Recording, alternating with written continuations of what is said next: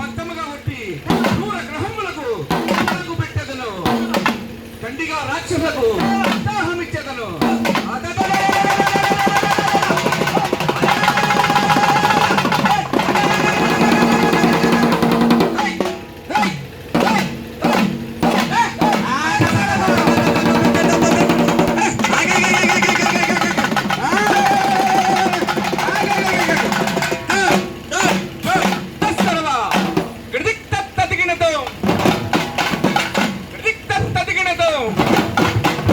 తదిగినదో తదిగినదో తగదిగు తదిగినదో